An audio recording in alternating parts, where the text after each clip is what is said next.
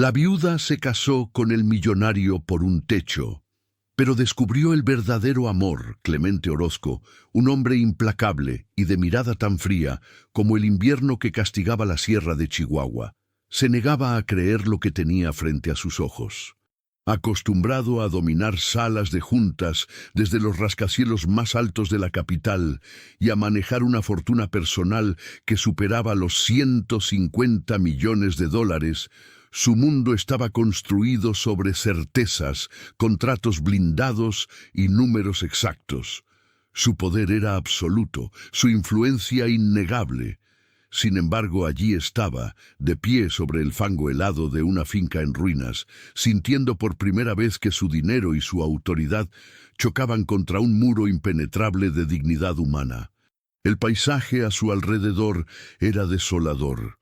Una neblina grisácea descendía de las montañas distantes, envolviendo los viejos graneros de madera podrida y las cercas caídas. Pequeñas partículas de nieve comenzaban a caer, silenciosas, sumándose a la atmósfera gélida que calaba hasta los huesos. Clemente llevaba un traje azul marino hecho a la medida, una camisa blanca impecable y una corbata oscura. Su postura era erguida y tensa. En su mano derecha sostenía un maletín de cuero negro que contenía los documentos de ejecución hipotecaria. Había viajado hasta ese rincón olvidado del mundo para cobrar una deuda millonaria que el difunto dueño de esas tierras había contraído con su corporativo.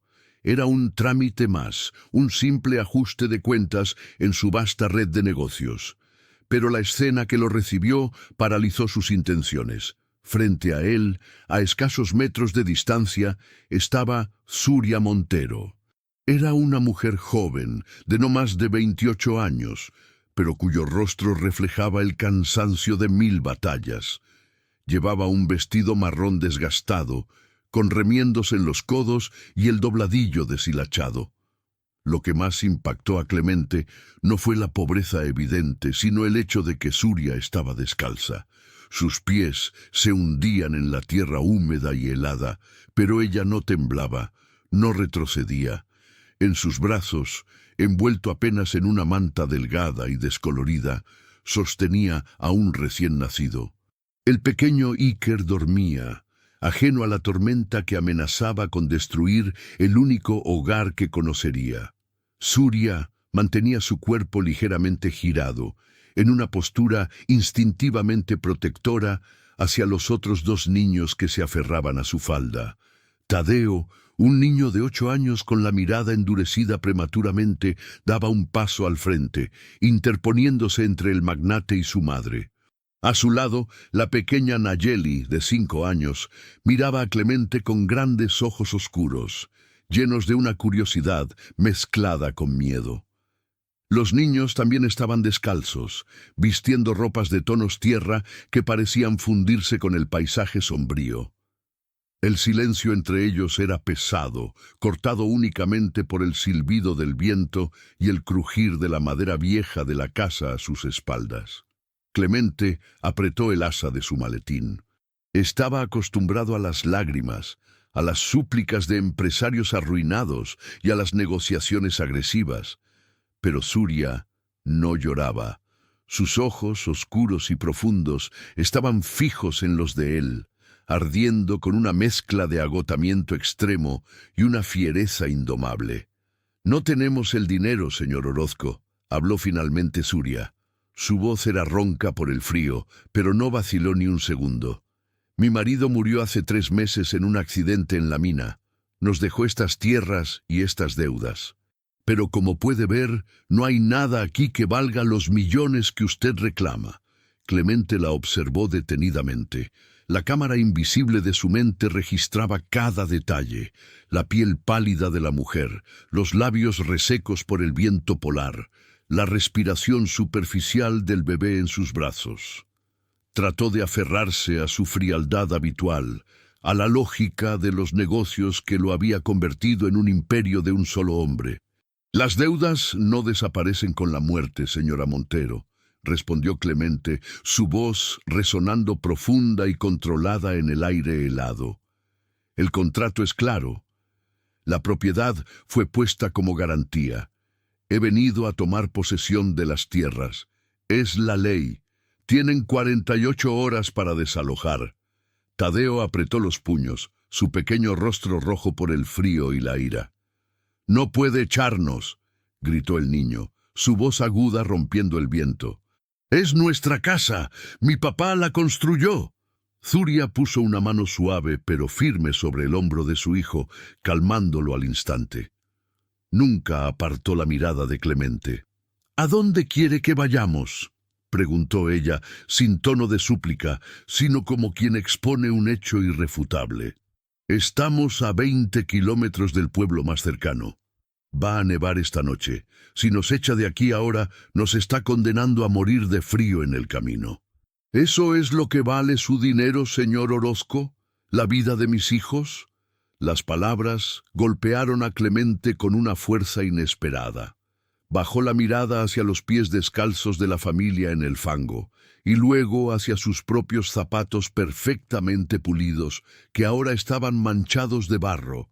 Una extraña opresión se instaló en su pecho, un sentimiento al que no estaba acostumbrado y que detestaba profundamente. La culpa. Él era un hombre de negocios, no un asesino. Había construido su fortuna comprando y vendiendo activos, reestructurando empresas, pero nunca se había enfrentado directamente al rostro del daño colateral humano. «No es un asunto personal», intentó decir Clemente, pero las palabras sonaron huecas y patéticas incluso para él.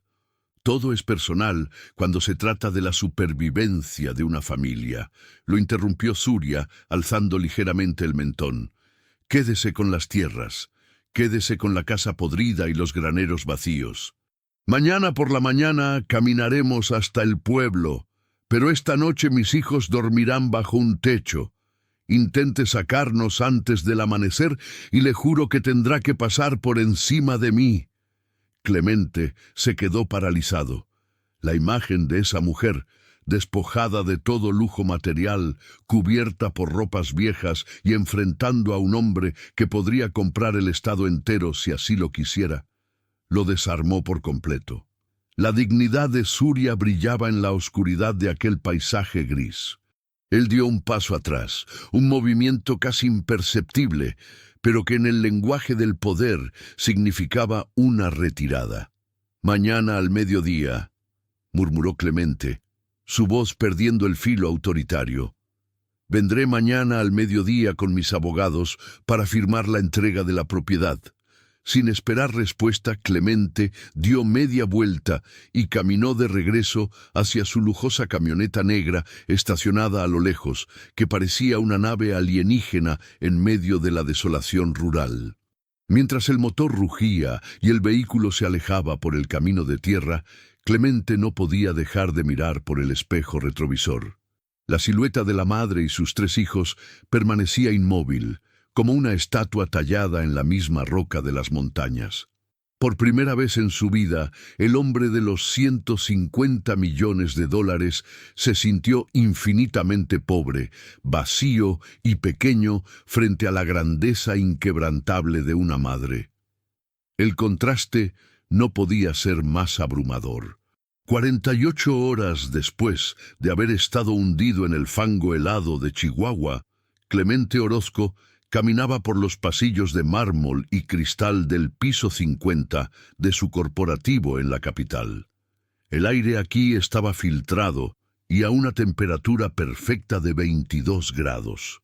Afuera, la ciudad se extendía como un mar de luces bajo su dominio, pero dentro de la sala de juntas de Grupo Orozco, una tormenta financiera de proporciones titánicas estaba a punto de desatarse.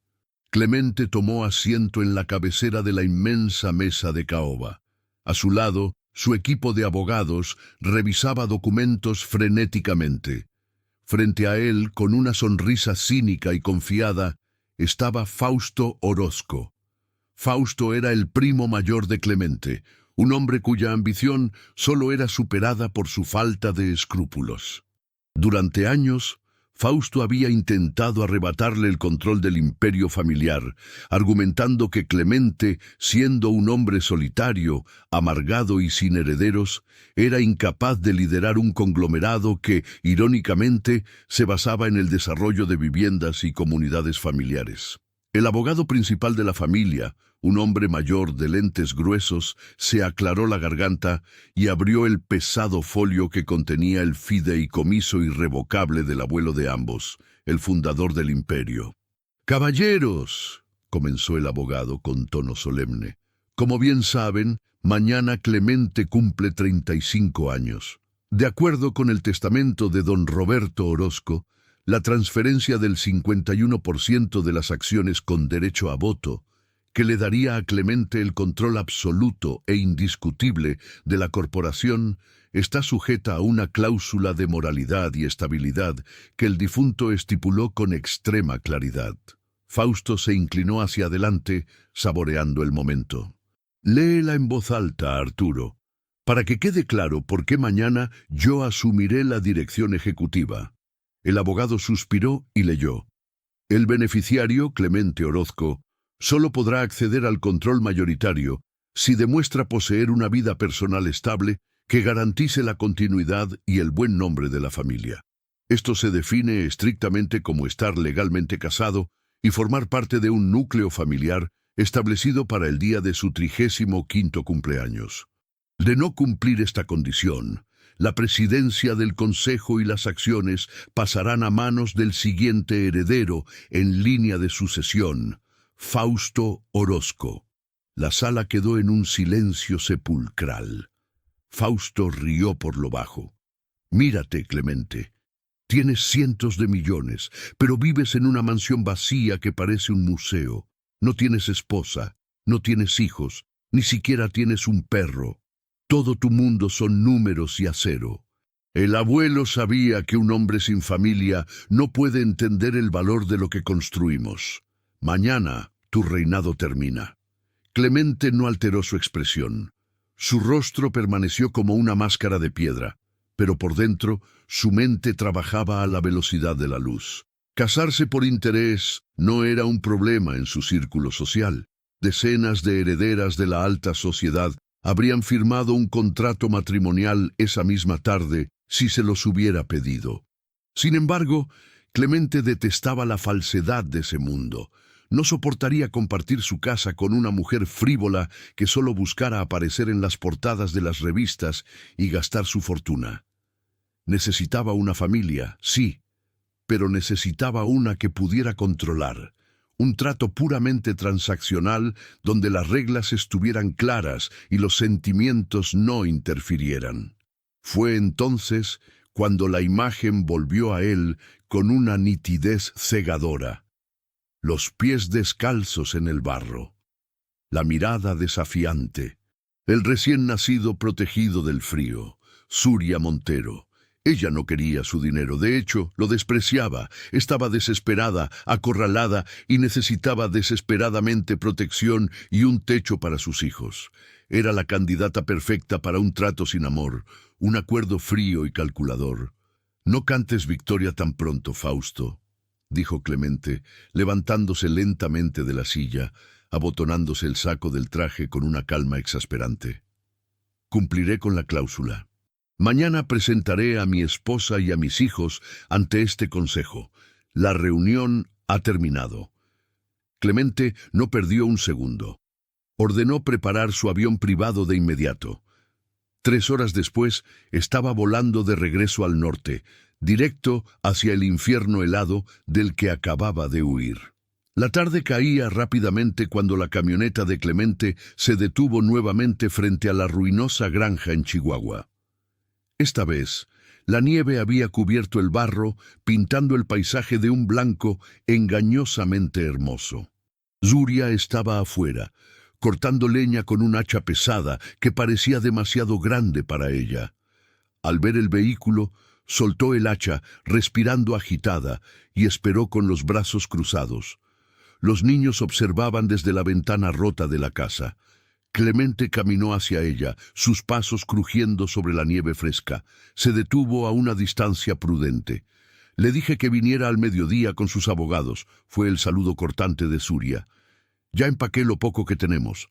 Si viene a regodearse de nuestra miseria, puede ahorrarse las palabras. No he venido a echarla, señora Montero, dijo Clemente, su voz resonando firme. He venido a hacerle una oferta, una propuesta de negocios. Surya frunció el ceño, confundida y a la defensiva. ¿De negocios? Yo no tengo nada que a usted le pueda interesar. Tiene algo que necesito con urgencia, replicó Clemente, mirándola a los ojos con una intensidad que la desconcertó. Necesito una esposa y necesito una familia. Inmediatamente, la incredulidad en el rostro de Surya era total. Dio un paso atrás, como si estuviera frente a un loco. ¿Se está burlando de mí? ¿Viene a mi casa a punto de dejarme en la calle con 3 niños para hacerme una broma de mal gusto? No tengo tiempo para bromas, Surya. Mi imperio está en juego. Hay una cláusula en un testamento que me exige estar casado y tener una familia para mañana, o perderé el control de la empresa que me ha costado la vida construir. Conozco a las mujeres de mi entorno. Son aves de rapiña. Usted es diferente. Usted solo quiere sobrevivir y proteger a sus hijos. Lo vi en sus ojos ayer. Surya negó con la cabeza, respirando rápidamente por el impacto de la situación. Usted está enfermo.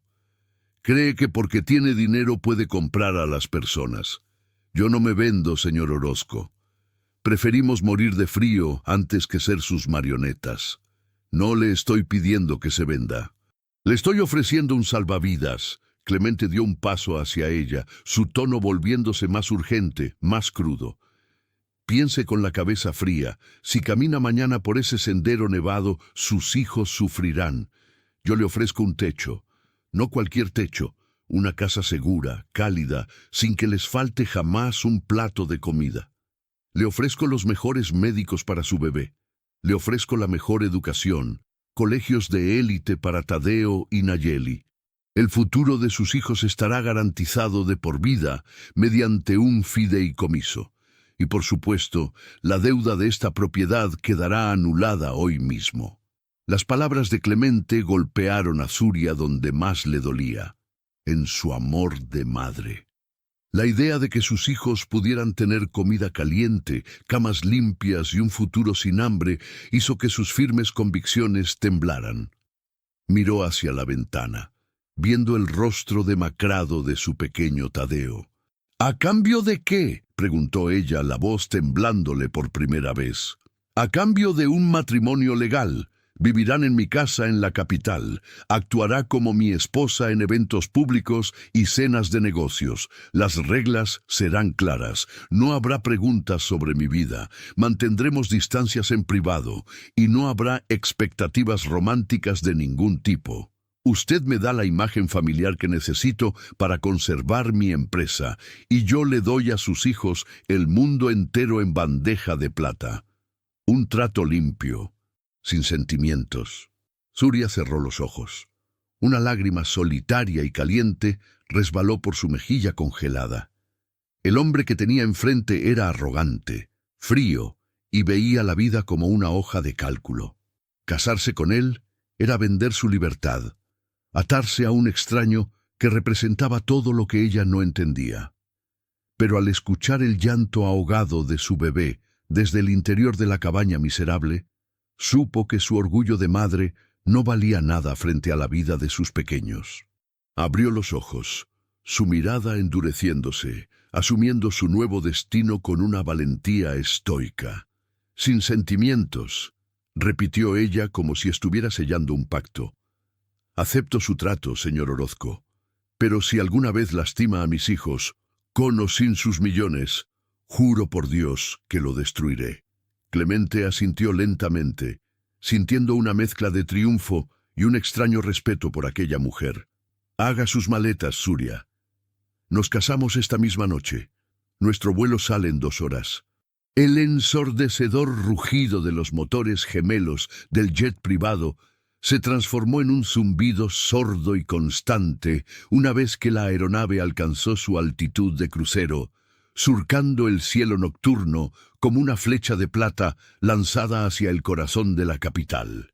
Dentro de la cabina, el contraste entre los dos mundos que acababan de colisionar era tan crudo que casi se podía tocar. El interior del avión estaba revestido de paneles de madera de nogal pulida, asientos de cuero beige impecable que olían a lujo nuevo, y detalles en acero inoxidable que reflejaban la suave luz ámbar del techo. Era un santuario de riqueza, un espacio diseñado para reyes modernos y titanes de las finanzas. Y en medio de esa opulencia absoluta, sentada al borde de un asiento que valía más que toda la tierra de su difunto marido, estaba Surya Montero. Surya mantenía la mirada fija en la oscuridad al otro lado de la ventanilla, aunque en realidad no veía nada. Su mente era un torbellino de emociones asfixiantes. Apenas 2 horas antes, en una oficina lúgubre y apresurada en las afueras de Chihuahua, un juez civil había sellado su destino. No hubo música, no hubo flores, ni siquiera una sonrisa. Clemente Orozco había deslizado un pesado anillo de oro blanco y diamantes en su dedo anular con la misma frialdad con la que firmaría la fusión de 2 corporaciones. Un contrato, un intercambio de bienes, su libertad a cambio de la supervivencia de su sangre. El anillo se sentía helado, un grillete brillante que le recordaba a cada segundo que acababa de vender su vida entera a un perfecto desconocido. A su lado, los niños experimentaban un asombro silencioso y aterrado. Tadeo, con sus ropas remendadas y sus zapatos gastados, los únicos que tenían para el invierno, se mantenía rígido en su asiento, negándose a recargar la espalda contra el cuero suave. Sus ojos, alertas y desconfiados, no perdían de vista a Clemente, quien ocupaba el asiento individual al otro lado del pasillo. Nayeli, en cambio, había sucumbido al agotamiento extremo. Dormía acurrucada, con la cabeza apoyada en el regazo de su madre, su respiración tranquila siendo el único sonido humano en la cabina.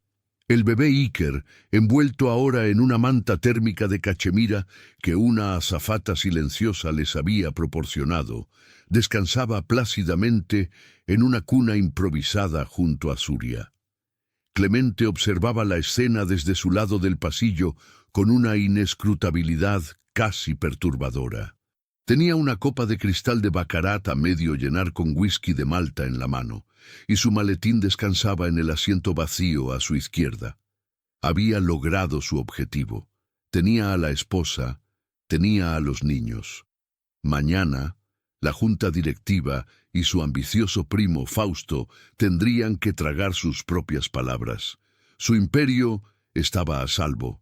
Sin embargo, al mirar a la familia que acababa de adquirir, una inquietud inusual se agitaba en la boca de su estómago.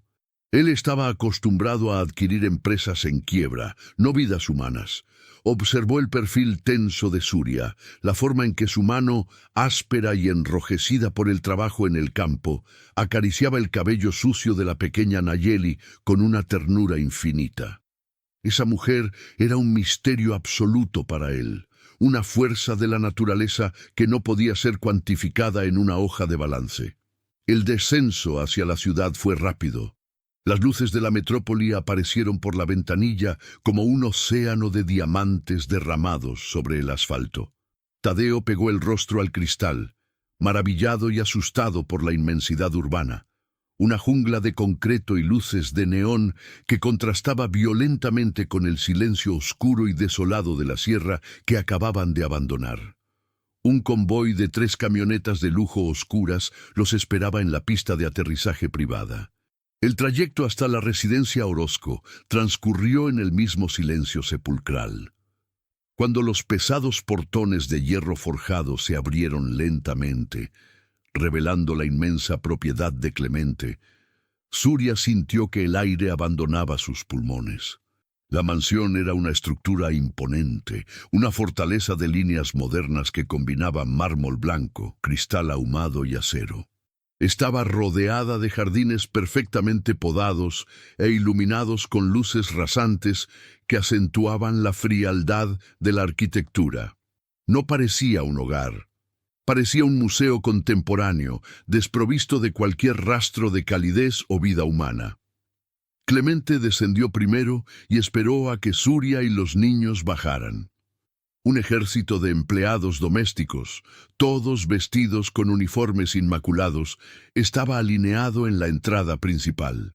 Al frente de ellos se encontraba doña Socorro, la gobernanta de la casa. Era una mujer de unos 60 años, de rostro amable pero firme, con el cabello recogido en un moño severo. Llevaba décadas trabajando para la familia Orozco y conocía a Clemente desde que era un niño asustado y solitario. «Bienvenido, señor Orozco», dijo doña Socorro, con una reverencia leve. Luego sus ojos se posaron en Zuria y en los niños, que temblaban ligeramente no por el frío, sino por el miedo al entorno opresivo. «Señora, es un honor tenerla en esta casa y a estos pequeños».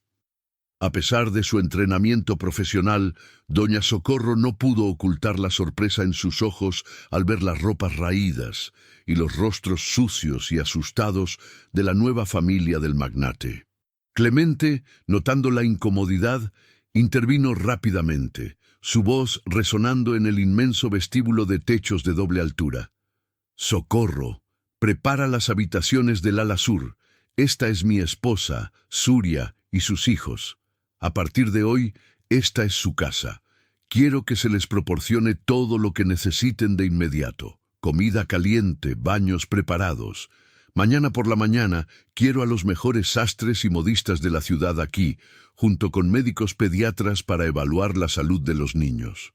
«Enseguida, señor», respondió la gobernanta, avanzando hacia Suria con una sonrisa genuina, la primera señal de humanidad que la viuda encontraba en ese mundo de hielo. «Por favor, señora, acompáñeme. Los niños deben estar exhaustos». Suria miró a Clemente una última vez antes de seguir a la mujer. Él ya se estaba alejando hacia su despacho, aflojándose la corbata, como si su labor hubiera concluido tras haberlos introducido en el inventario de la mansión. Esa noche, en una habitación que era más grande que la casa entera que había dejado en la sierra, Suria bañó a sus hijos. La bañera de mármol blanco con grifos de bronce y agua caliente infinita parecía un milagro para los niños. Tadeo intentó mantener su fachada de dureza, pero la sensación del agua tibia, relajando sus músculos entumecidos, lo hizo ceder. Nayeli jugaba con la espuma perfumada, riendo por primera vez en semanas. Suria los observaba lavando la suciedad de sus cuerpos con una esponja suave, asegurándose de que el bebé Iker estuviera a salvo en la enorme cama de sábanas de algodón egipcio.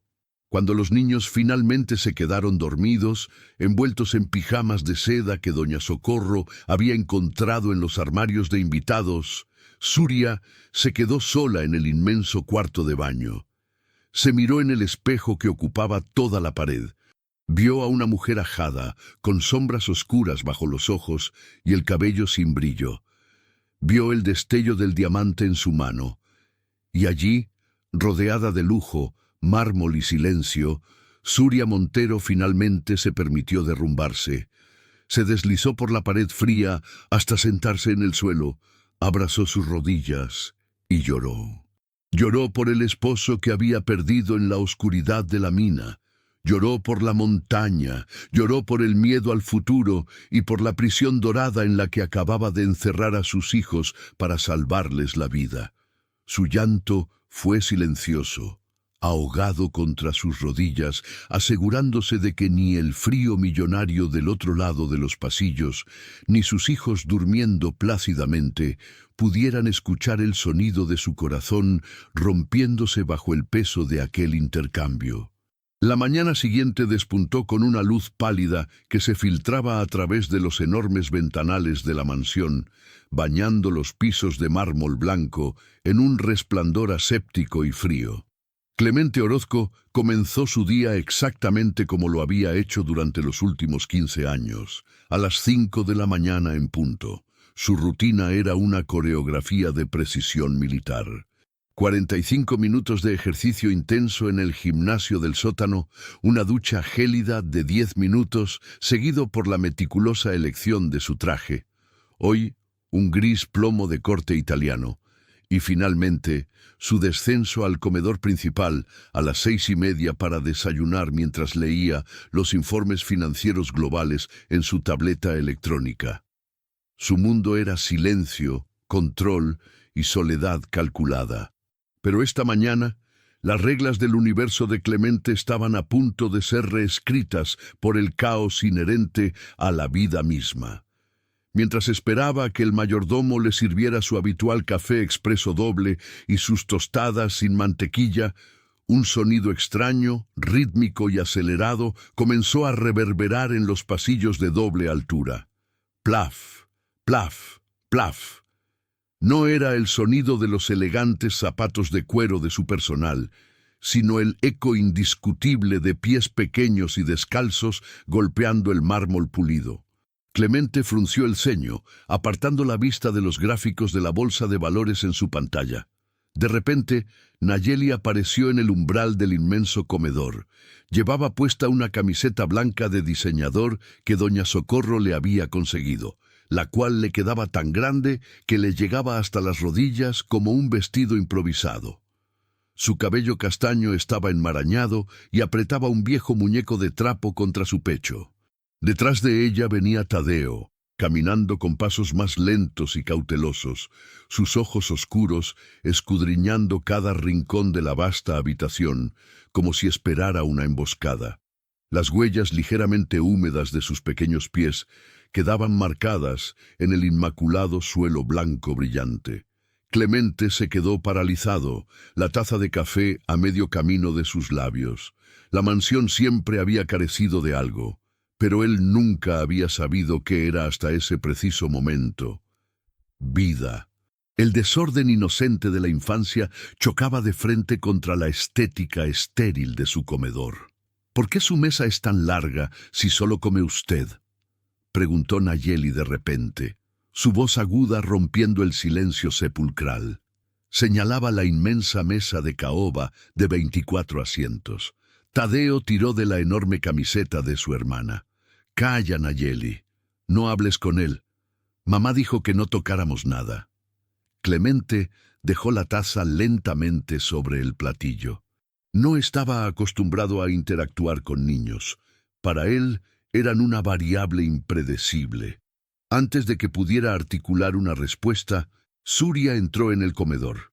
Llevaba a Iker en los brazos. Aunque llevaba puesta ropa limpia proporcionada por el personal de la casa, un sencillo pantalón negro y una blusa de seda azul marino que le quedaba un poco holgada, su postura seguía siendo la de una leona a la defensiva. Sus ojos buscaron inmediatamente a sus hijos. «Tadeo, Nayeli, vengan aquí», ordenó Surya en voz baja pero firme. Los niños obedecieron al instante, refugiándose detrás de sus piernas. Surya levantó la mirada hacia Clemente. «Siento la interrupción. Los mantendré en la habitación hasta que estemos listos para... sea lo que sea que se espere de nosotros hoy».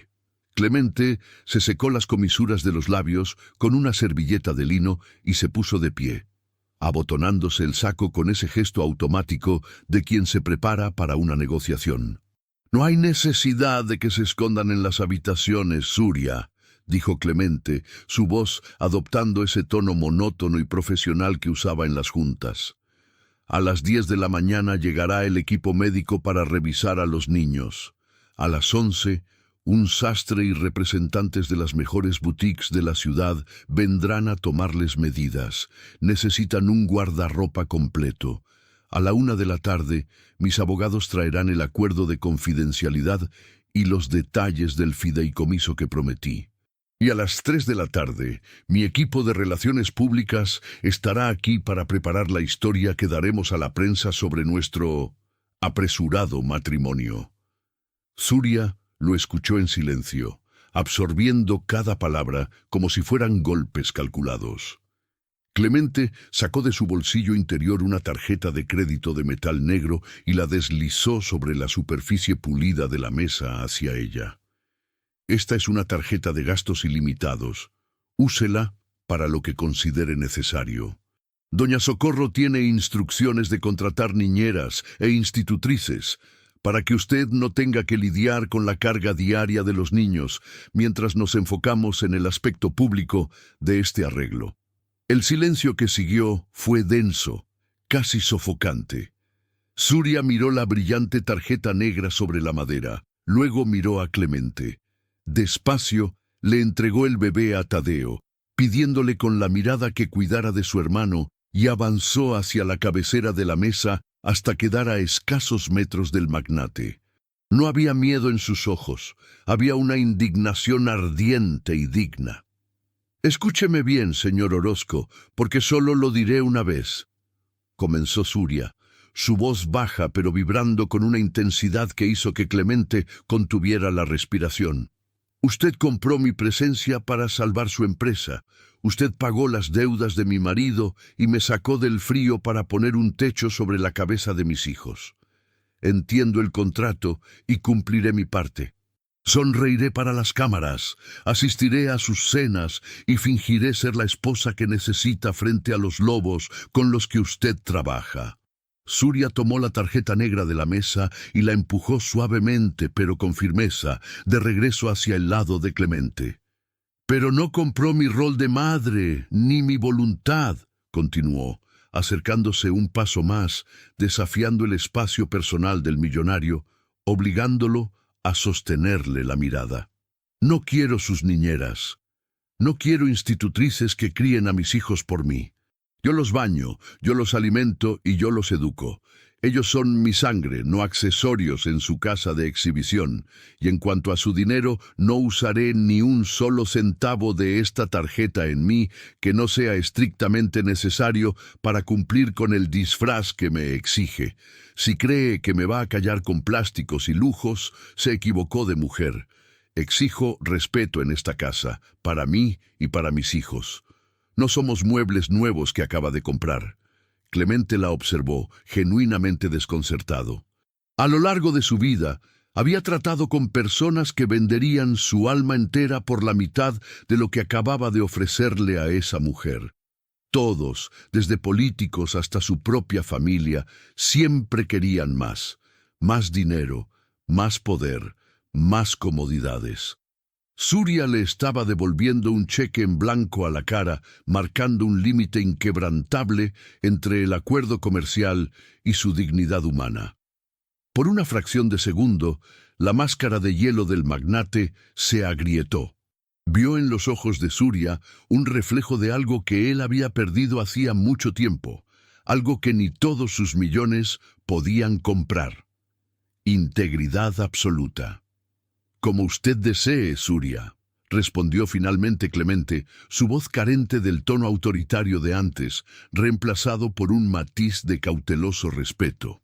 «Usted se encargará de los niños a su manera. Las reglas de la casa se ajustarán a ustedes».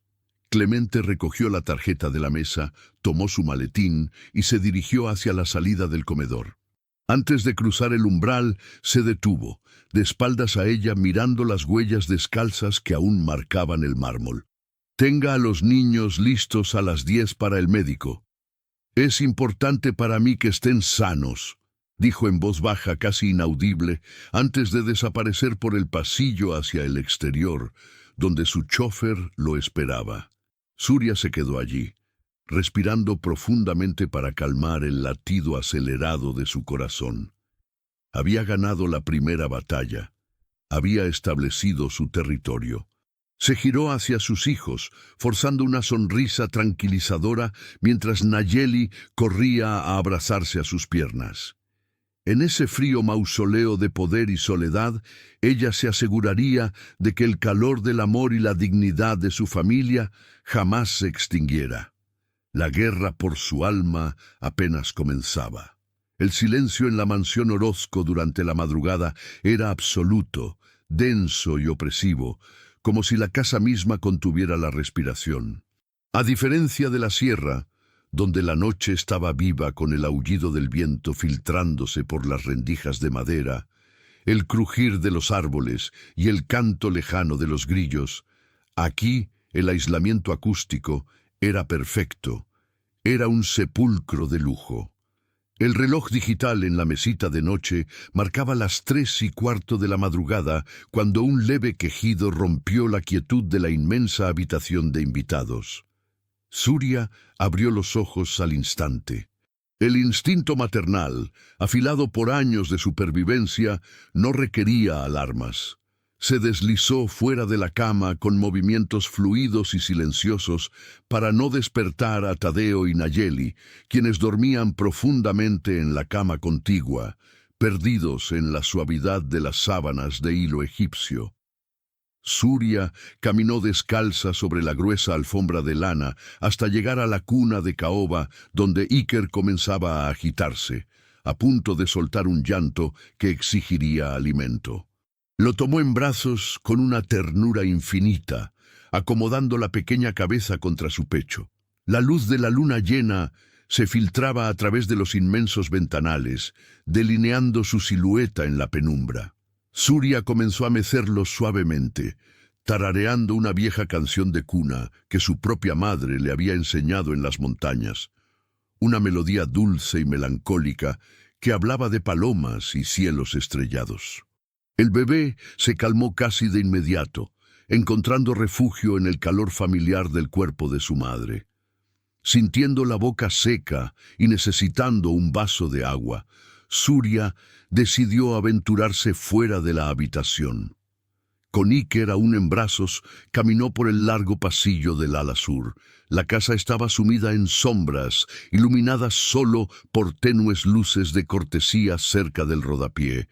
Al llegar a la inmensa cocina de acero inoxidable y mármol negro, se sorprendió al encontrar a doña Socorro sentada a la isla central, bebiendo una taza de té de manzanilla.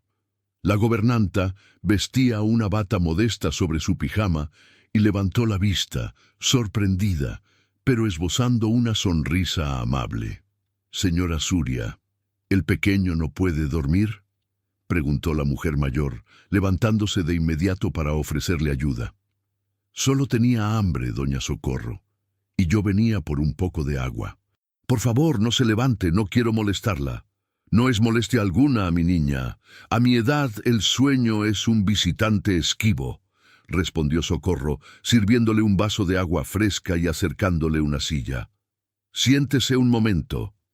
Surya aceptó, agradecida por encontrar un rostro humano en medio de tanta frialdad arquitectónica. Mientras bebía el agua en pequeños sorbos, observó a la gobernanta. Había algo en los ojos de la mujer mayor que denotaba una profunda sabiduría, pero también una tristeza arraigada. «Es una casa muy grande y muy vacía», murmuró Surya, casi para sí misma mirando a su alrededor. «El señor Orozco lo tiene todo, pero parece que no tiene nada. Es como si viviera en un hotel. No entiendo cómo un hombre puede rodearse de tanto hielo». Doña Socorro suspiró, envolviendo sus manos alrededor de la taza de té, como si buscara un calor que iba más allá de lo físico. Miró a Surya a los ojos, evaluando si debía cruzar la línea invisible de la confidencialidad. Pero la autenticidad de la joven viuda le inspiró una confianza inmediata. «El señor Clemente no siempre fue de hielo, señora», comenzó a relatar Socorro, con la voz apenas un susurro melancólico. «Yo lo conozco desde que era un niño de la edad de su Tadeo. Era un niño que reía, que corría por estos mismos pasillos buscando a alguien con quien jugar.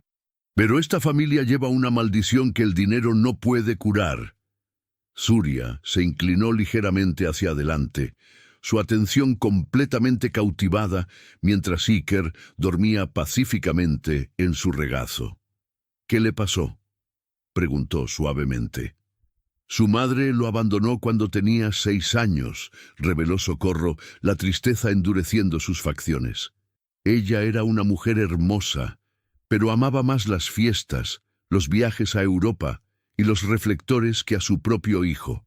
Un día simplemente hizo sus maletas, vació la mitad de las cuentas bancarias de la familia y se fugó con un aristócrata francés. Jamás volvió a llamar. Jamás envió una carta. Surya sintió un nudo en la garganta. Apretó instintivamente a Iker contra su pecho. La sola idea de abandonar a un hijo le resultaba monstruosa, incomprensible. El padre del señor Clemente, don Arturo, no soportó la traición, continuó Socorro. Se refugió en el alcohol y dejó que los negocios cayeran en picada, hasta que su propio corazón se rindió 3 años después. Fue entonces cuando el abuelo, don Roberto, tomó las riendas.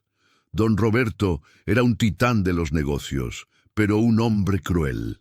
Crió al señor Clemente bajo una disciplina de hierro. Le enseñó que el amor era la debilidad de los idiotas, que los sentimientos eran una vulnerabilidad que los enemigos usarían para destruirlo. Le dijo: el corazón es una cuenta bancaria, si inviertes en personas, terminas en la quiebra. Lo forjaron para ser una máquina, señora Surya. Y él, para sobrevivir al dolor del abandono, cerró todas las puertas de su alma. Las palabras de la gobernanta flotaron en el aire de la cocina. Surya miró hacia el pasillo oscuro. De repente, la arrogancia y la frialdad de Clemente cobraron un sentido diferente. Ya no veía a un tirano caprichoso, sino a un niño herido que había construido una fortaleza de millones de dólares para asegurarse de que nadie jamás pudiera volver a lastimarlo. Lo que ni Surya ni doña Socorro sabían era que, en ese preciso momento, Clemente no estaba durmiendo. Su insomnio crónico lo había llevado a su despacho en la planta baja para revisar contratos de fusión. Al escuchar voces apagadas, había caminado silenciosamente por el pasillo. Estaba de pie en la penumbra, oculto tras la gruesa columna de mármol del comedor contiguo, escuchando cada palabra. Clemente apretó la mandíbula, sintiendo que un fantasma del pasado le arañaba el pecho. Odiaba que hablaran de su historia, odiaba sentirse expuesto. Estuvo a punto de entrar y reprender a Socorro, pero entonces, al asomarse apenas por el borde de la pared, vio a Surya. La luz tenue de la isla de la cocina iluminaba su rostro sin maquillaje, marcando las ojeras de su cansancio, pero resaltando una belleza cruda y natural que ninguna modelo de revista podría igualar. La vio mirar a su bebé.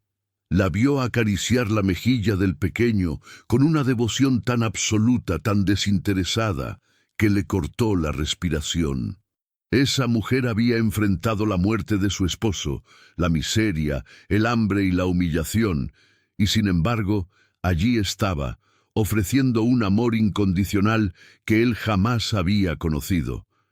Clemente se quedó paralizado en las sombras. Sus ojos oscuros devoraban la escena.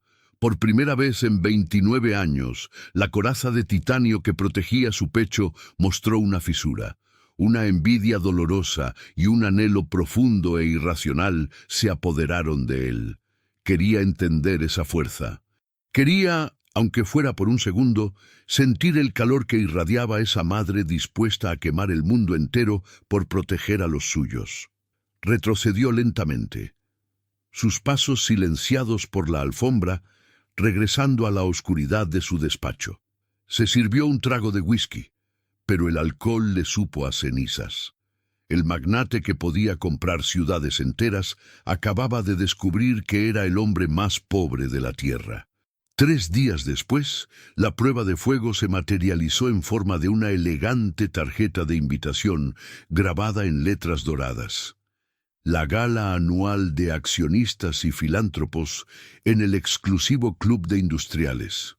Era el evento social y financiero más importante del año, el campo de batalla perfecto donde Fausto Orozco planeaba exponer el matrimonio de su primo como la farsa desesperada que él creía que era. La tensión en la mansión había sido palpable desde el amanecer. Surya había soportado horas de pruebas de vestuario, peluquería y maquillaje por un batallón de estilistas que Clemente había contratado. Cuando finalmente descendió por la gran escalera de caracol de la mansión, el tiempo pareció detenerse. Clemente, vestido con un smoking negro de corte perfecto que acentuaba la amplitud de sus hombros y su porte imponente, esperaba en el vestíbulo revisando su reloj. Al escuchar el leve roce de la tela contra los escalones, levantó la vista y el aire abandonó sus pulmones. Surya llevaba un vestido de seda en un profundo tono verde esmeralda, de diseño elegante pero sobrio, con mangas largas y un escote asimétrico que revelaba la delicada línea de su clavícula. Su cabello oscuro había sido recogido en un moño bajo y elegante, dejando escapar un par de mechones que enmarcaban su rostro. Los estilistas habían ocultado el cansancio de sus ojos, resaltando su mirada intensa y profunda. No parecía una viuda rescatada de la miseria rural, parecía una reina de la aristocracia antigua, poseedora de un misterio inalcanzable. Clemente tragó saliva, sintiendo un latigazo eléctrico recorrerle la espina dorsal. Luchó por mantener su máscara de indiferencia. «Es aceptable», dijo él, su voz sonando más ronca de lo habitual, una mentira flagrante que intentaba minimizar el impacto que ella le había causado. «Solo quiero que esto termine pronto, Clemente. Mis hijos están con las niñeras y no me gusta dejarlos solos de noche», respondió Surya con frialdad, tomando el pequeño bolso de mano que le habían entregado. No le importaban los lujos que llevaba puestos. Para ella, todo aquello era una armadura para ir a la guerra.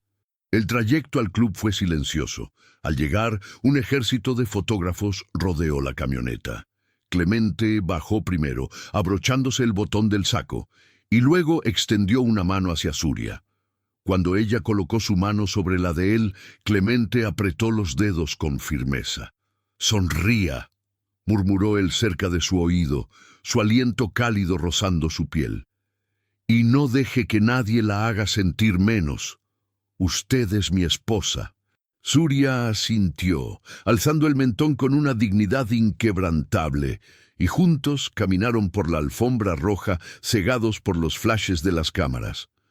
El interior del club de industriales era un derroche de opulencia, candelabros de cristal de Bohemia, música clásica en vivo, mesas cubiertas de lino blanco y arreglos florales exóticos.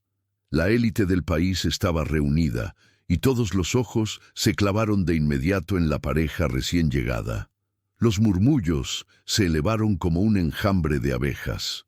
Clemente guió a Surya a través de la multitud, presentándola con una formalidad calculada ante socios comerciales, banqueros y políticos. Surya respondía con cortesía, sus modales sencillos pero impecables, desconcertando a quienes esperaban encontrar a una campesina ignorante. Sin embargo, el peligro acechaba cerca de la barra de champán. Fausto Orozco, sosteniendo una copa y rodeado por su séquito de inversionistas leales y sus esposas enjolladas, los observaba con una sonrisa depredadora. Cuando Clemente y Surya se acercaron por inercia del recorrido, Fausto dio un paso al frente, cortándoles el paso deliberadamente. «Clemente, primo querido, al fin te dignas a presentar a la misteriosa salvadora de nuestro imperio familiar», dijo Fausto en voz alta, asegurándose de que al menos una docena de personas a su alrededor lo escucharan. Su mirada se deslizó sobre Surya con un desdén mal disimulado. «Surya, ¿verdad? Vaya, tengo que admitir que el equipo de estilistas hizo un milagro. Me sorprende que no trajeras botas de hule. Escuché que el clima allá en tu rancho en la sierra es bastante lodoso». Un silencio tenso y venenoso cayó sobre el grupo inmediato. Las esposas de los banqueros intercambiaron miradas burlonas, ocultando sonrisas detrás de sus copas de cristal. Surya sintió que la sangre le hervía, pero no bajó la mirada.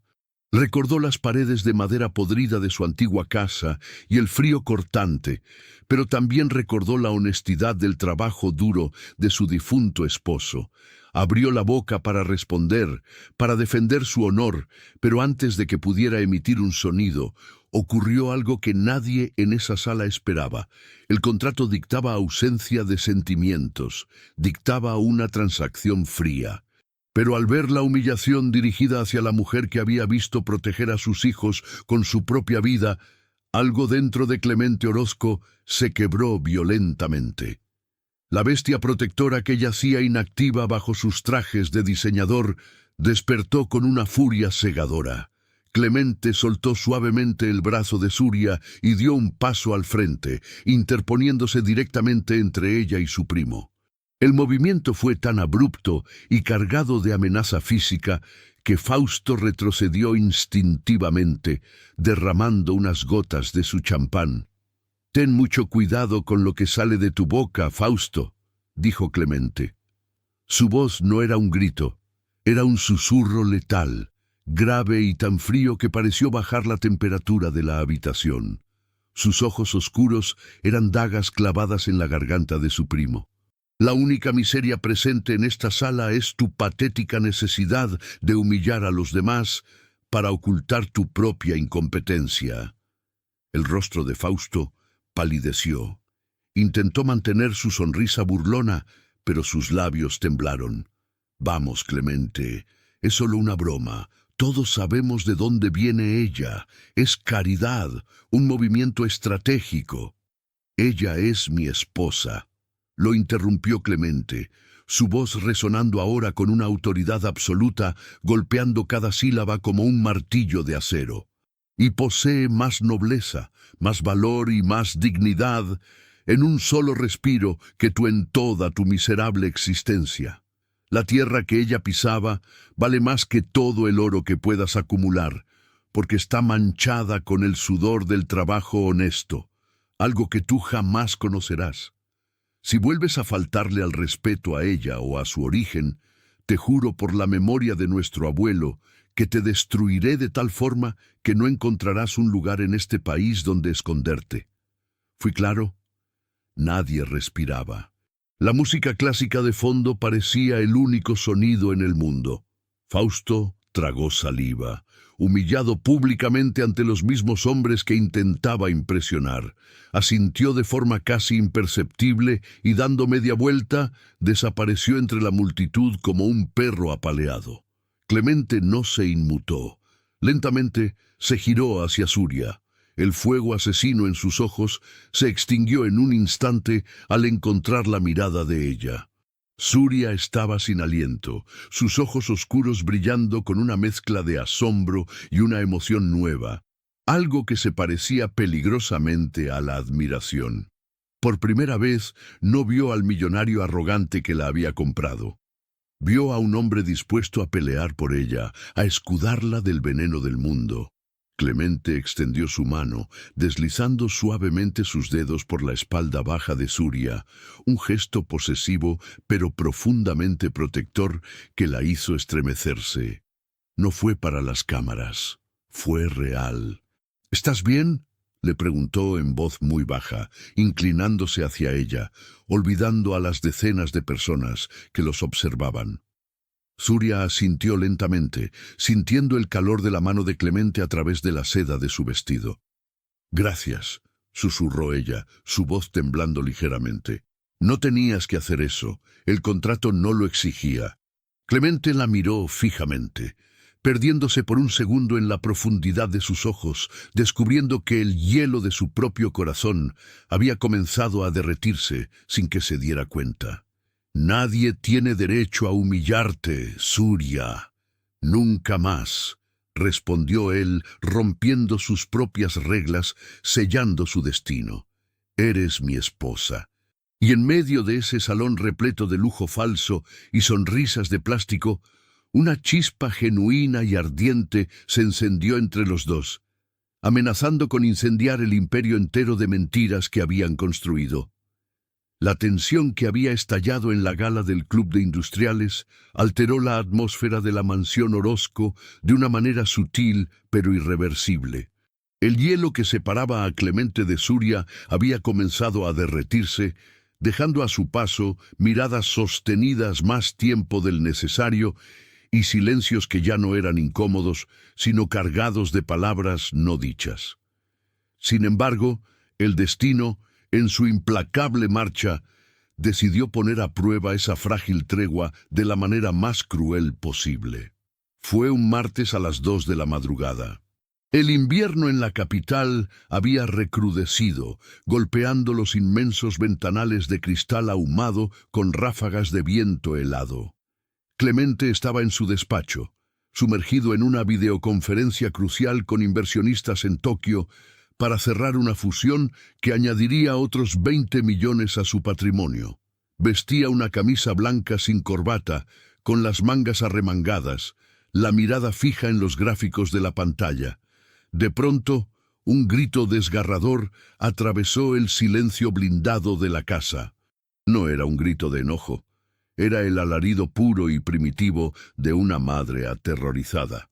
Clemente no lo pensó. Su cuerpo reaccionó antes que su mente lógica.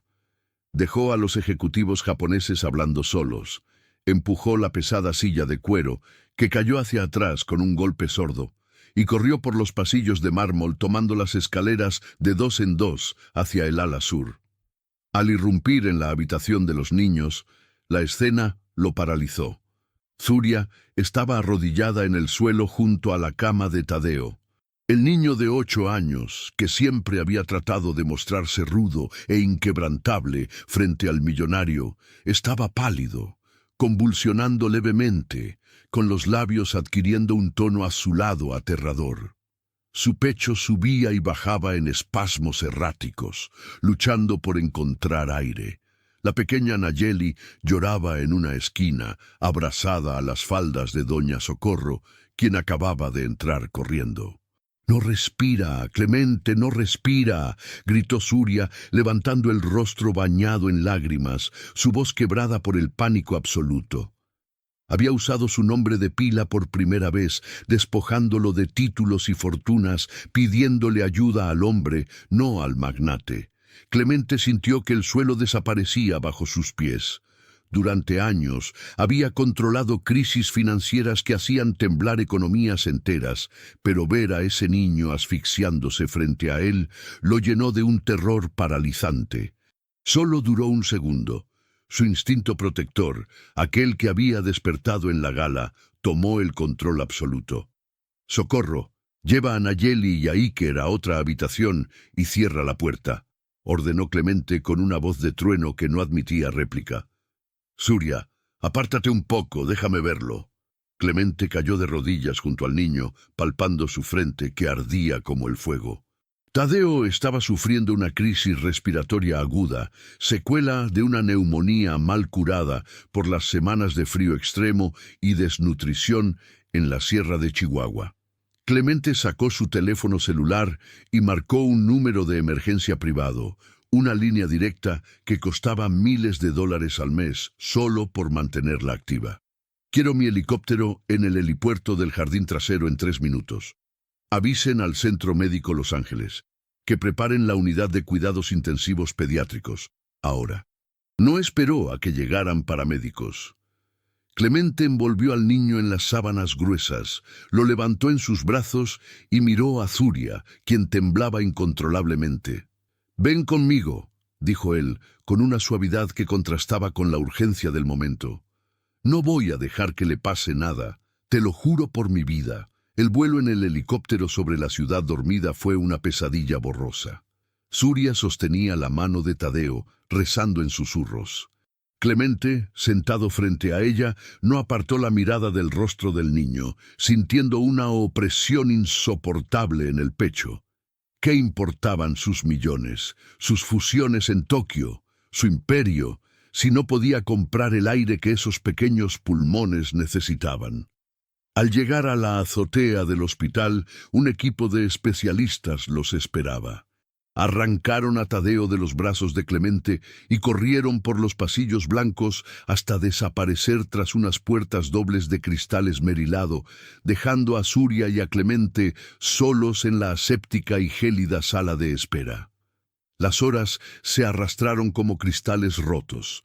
Tsuria estaba sentada en un rincón, meciéndose ligeramente con la mirada perdida. Clemente canceló todas sus reuniones. Su asistente personal, frenético, intentó contactarlo para advertirle que la fusión asiática se estaba cayendo, pero Clemente simplemente apagó el teléfono y lo arrojó a un sillón cercano. Nada importaba. Caminó hacia la máquina expendedora, sacó 2 cafés horribles en vasos de cartón y se acercó a Zuria. Se sentó a su lado tan cerca que sus rodillas se rozaban. Le ofreció el vaso. «Toma, necesitas algo caliente». Ella tomó el vaso, pero no bebió. Las lágrimas volvieron a brotar de sus ojos, resbalando por sus mejillas sin maquillaje. «Si muere, si mi niño muere», susurró Zuria, la voz rota. «No podré soportarlo. Lo saqué de mi tierra para salvarlo. Y mira dónde estamos». Clemente, el hombre que no creía en el contacto físico, que había jurado no involucrar sentimientos, levantó su mano grande y callosa y rodeó los hombros de Zuria. La atrajo hacia su pecho. Zuria no opuso resistencia. Se derrumbó contra él, sollozando, manchando la costosa camisa de diseñador con sus lágrimas y su angustia. Él apoyó la barbilla sobre la cabeza de ella, cerrando los ojos con fuerza. «No va a morir. Es un guerrero, igual que su madre», murmuró Clemente, su propia voz cargada de una emoción que le quemaba la garganta. «He traído a los mejores neumólogos del continente. Si hace falta, compraré el hospital entero. Él va a estar bien, Zuria». Al amanecer, el jefe de pediatría salió. Las noticias fueron un bálsamo. Tadeo había sido estabilizado. Sus pulmones estaban respondiendo al tratamiento agresivo. Estaba fuera de peligro. Zuria dejó escapar un suspiro que pareció contener el peso de 10 vidas y abrazó a Clemente con una fuerza desesperada. Él le devolvió el abrazo, enterrando el rostro en su cabello, sintiendo que por primera vez en 35 años su corazón latía por alguien más que por él mismo. Cuando finalmente les permitieron entrar a la habitación, Tadeo estaba despierto, conectado a un respirador suave, pero con el color volviendo a sus mejillas. Zuria corrió a besarlo. Clemente se quedó un paso atrás, sintiéndose repentinamente como un intruso en esa burbuja de amor familiar. Estaba a punto de salir silenciosamente para dejarlos solos, cuando la voz débil del niño lo detuvo. «Oiga, señor». Clemente se detuvo y se acercó a la cama. Tadeo lo miró con esos ojos oscuros e intensos, los mismos de su madre. «Mi mamá me dijo que usted me trajo volando, como en las películas», murmuró el niño con esfuerzo. Luego, Tadeo sacó su pequeña mano de debajo de la sábana blanca y la extendió hacia el magnate. Clemente, con las manos temblando imperceptiblemente, tomó los deditos del niño entre sus grandes manos. «Gracias, Clemente», dijo Tadeo dándole un apretón débil pero lleno de significado. Clemente tragó el nudo de acero que se le había formado en la garganta. Ese apretón de manos valía más que todas las acciones de su empresa juntas. Ese matrimonio de papel se había convertido, en las trincheras del dolor y el miedo, en una asociación de almas. El ambiente en el corporativo del Grupo Orozco estaba cargado de electricidad estática. Fausto Orozco caminaba de un lado a otro en su lujosa oficina privada, golpeando rítmicamente un puro apagado contra su escritorio de caoba. Las noticias sobre la ausencia de Clemente en las reuniones cruciales se habían esparcido como pólvora. El impecable magnate, la máquina sin emociones, que nunca había faltado a un compromiso en su vida, había dejado colgados a los asiáticos y había pasado 3 días enteros en la unidad pediátrica de un hospital, durmiendo en sillas de plástico junto a su esposa de conveniencia. Para Fausto, la situación era inaceptable y al mismo tiempo la oportunidad perfecta. «Se está ablandando», murmuró Fausto sirviéndose una copa de coñac con mano firme. «El idiota de mi primo finalmente encontró un punto débil. Y donde hay debilidad, hay sangre». Fausto sabía que no podía atacar a Clemente en el terreno financiero. Clemente era un genio de los negocios, un muro de piedra inexpugnable. Pero el muro ahora tenía una grieta, y esa grieta se llamaba Suria Montero. Fausto entendía la psicología de Clemente mejor que nadie. Sabía que el trauma fundacional de su primo era el abandono y la traición de su propia madre, una mujer que lo había dejado por dinero. Si Fausto lograba convencer a Clemente de que Suria era exactamente igual, una cazafortunas calculadora que usaba la compasión y a sus hijos como moneda de cambio, el imperio de Clemente se derrumbaría desde adentro por su propia mano. Esa misma tarde, Fausto recibió a un visitante nocturno que no figuraba en el registro de seguridad del edificio. Era un hombre pálido, vestido con un traje barato, conocido en el inframundo corporativo como el arquitecto, un experto en falsificación de documentos, rastreo digital y creación de realidades alternas. ¿Lo tienes?, preguntó Fausto, arrojando un sobre con $50,000 en efectivo sobre la mesa. El arquitecto sonrió torcidamente y extrajo una carpeta de cuero negro de su maletín. Una obra de arte, señor Orozco, indistinguible de la realidad. Fausto abrió la carpeta y sus ojos brillaron de malicia. Dentro había una serie de documentos impecablemente falsificados.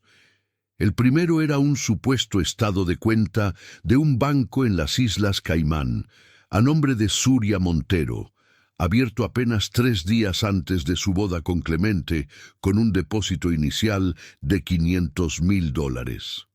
El origen de los fondos aparecía hábilmente enmascarado para parecer un adelanto de una empresa rival. Pero la verdadera joya de la corona eran los correos electrónicos impresos y las capturas de pantalla de mensajes de texto, supuestamente enviados desde un teléfono a nombre de Suria hacia un hombre en Chihuahua, un tal Rogelio, a quien los textos señalaban como su amante secreto. Fausto leyó en voz alta uno de los mensajes impresos, saboreando el veneno. Todo está saliendo como planeamos. El imbécil se cree el cuento de la madre sufrida. El niño enfermó, lo cual fue un golpe de suerte. Ahora confía en mí ciegamente. Solo necesito un par de meses más para que me firme los poderes del fideicomiso y nos largamos de este infierno helado. Te amo. Es perfecto, susurró Fausto, cerrando la carpeta. Esto va a destrozarlo. Lo regresará al hoyo negro del que salió y me entregará la presidencia en bandeja de plata. Al día siguiente, la mansión Orozco respiraba una paz que no conocía. Tadeo había sido dado de alta y descansaba en su amplia habitación. Clemente, rompiendo todas sus reglas, había decidido trabajar desde casa. Estaba en la alfombra del salón principal, sin zapatos, ayudando a Nayeli a armar un enorme rompecabezas, mientras Suria los observaba desde el sofá, arrullando a Iker con una sonrisa suave y genuina. Por primera vez se sentían como una familia de verdad. Las murallas de Clemente estaban en el suelo. Había dejado entrar la luz. Fue en ese momento de vulnerabilidad absoluta cuando el veneno fue inyectado. El jefe de seguridad de la casa interrumpió la escena, caminando con expresión grave hacia el salón. Llevaba un sobre de Manila sellado en sus manos. Señor Orozco, lamento interrumpir. Un mensajero anónimo dejó esto en la garita principal. Dijo que era de extrema urgencia para sus ojos y que tenía que ver con la seguridad de su corporativo. Pasó los escáneres. No hay explosivos ni químicos. Clemente frunció el ceño. Se levantó, sacudiéndose el polvo invisible de los pantalones, y tomó el sobre. Gracias, Marcos. Puedes retirarte. Suria lo miró, notando el cambio inmediato en su postura. El magnate relajado desapareció, dando paso al empresario alerta. ¿Pasa algo malo, Clemente?, preguntó ella, la preocupación tiñendo su voz. Probablemente nada. Un accionista histérico, como siempre, respondió él, intentando sonreír, aunque la tensión en su mandíbula lo delataba. Clemente caminó hacia su despacho privado y cerró la pesada puerta de roble a sus espaldas. Se sentó en su silla giratoria, Rompió el sello del sobre y sacó la carpeta de cuero negro que Fausto había plantado. Abrió la primera página. Vio el estado de cuenta, vio el nombre de Suria, vio la transferencia millonaria en las Islas Caimán. Su respiración se detuvo. Sus manos, aquellas que habían temblado de terror por salvar la vida de Tadeo, ahora temblaban por una furia fría y sorda. Pasó la página. Leyó los correos electrónicos. Leyó las transcripciones de los mensajes de texto falsificados. Leyó las palabras: "El imbécil se cree el cuento", y golpe de suerte que el niño enfermara. El silencio en el despacho se volvió ensordecedor. El trauma reprimido de Clemente, el dolor del niño de 6 años abandonado por una madre cazafortunas, resurgió desde las profundidades de su psique como un volcán en erupción. El aire de sus pulmones se convirtió en ácido. Había bajado la guardia. Había confiado. Había creído en su arrogancia que el amor y la lealtad que veía en los ojos de Suria eran reales, cuando no eran más que la máscara de una estafadora maestra manipulando su compasión. Clemente se puso de pie lentamente. El documento cayó de sus manos al suelo. Su rostro había perdido todo color, transformándose nuevamente en la máscara de hielo impenetrable, dura e implacable. Pero esta vez el hielo estaba manchado de sangre. La semilla de la duda había echado raíces podridas en su corazón en cuestión de segundos, y la tormenta que se desataría sobre la mujer que estaba al otro lado de la puerta amenazaba con destruirlos a todos. La puerta de roble del despacho se abrió con una lentitud que helaba la sangre. Clemente Orozco cruzó el umbral, dejando atrás la penumbra de su santuario para adentrarse nuevamente en el salón principal. La escena que había dejado hacía apenas 15 minutos seguía allí. Nayeli encajando la última pieza de su rompecabezas en la alfombra, Tadeo dibujando en un cuaderno con sus pulmones sanos, respirando rítmicamente, y Suria, la mujer que había comenzado a desmantelar las defensas de su alma, meciendo a Iker con una sonrisa que ahora, a los ojos del magnate, parecía la máscara de un demonio. El aire en la habitación pareció descender 20 grados en un solo segundo. Clemente no caminaba, acechaba. Su rostro había perdido cualquier rastro de la calidez incipiente que había mostrado en los últimos días. Sus ojos, oscuros e insondables, estaban fijos en Suria con una intensidad destructiva, cargados de un desprecio tan absoluto que era casi palpable.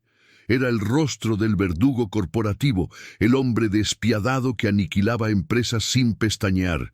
Pero esta vez la aniquilación era personal. Suria levantó la vista al sentir el cambio en la atmósfera. La sonrisa se congeló en sus labios al ver la expresión de Clemente. Instintivamente apretó al bebé contra su pecho como si percibiera a un depredador a punto de atacar. «¡Socorro!», habló Clemente. Su voz no era un grito, sino un susurro grave y cortante que reverberó en las paredes de mármol. «Llévate a los niños a sus habitaciones. Inmediatamente». La gobernanta, que acababa de entrar con una bandeja de jugos frescos, se detuvo en seco. Conocía ese tono. Era el tono de la ruina. Sin hacer preguntas, dejó la bandeja sobre una mesa auxiliar, tomó a Nayeli de la mano y le hizo una seña a Tadeo.